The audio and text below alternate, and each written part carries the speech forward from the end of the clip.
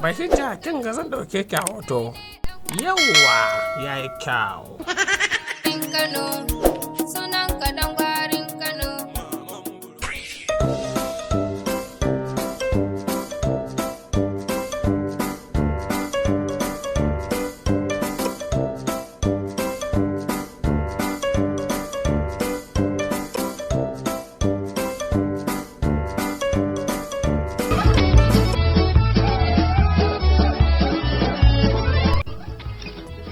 Tumbulake da ya yi maka hoto.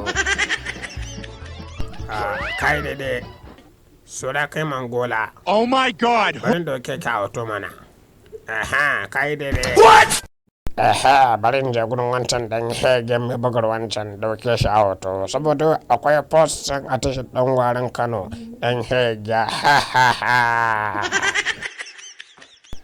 Kai dan hege garzali. John dauke ka hoto dan hege. La kaga fadi. Ha ha ha. What?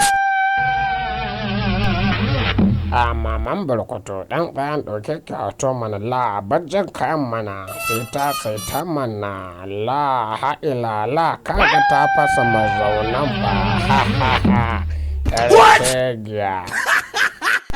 Bari je wurin wancan dan hegen tsohon mai guda da shi ma baba sai ta mana ha ha ha.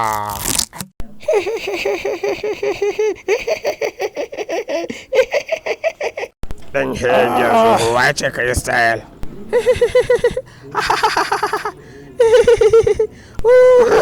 Allah bayana. Haba jika na dan gwarin Kano da sassafe za ka zo ka ringa daukan hoto? Dan hege mai kama da ni? Barkan ku da kasancewa a cikin wannan tashar tamu mai suna dan gwarin Kano. Wanda bai mana subscribe ba zai iya garzawa YouTube channel ɗinmu mai suna dan gwarin Kano ya danna subscribe sannan sai ya danna alamar kararrawa.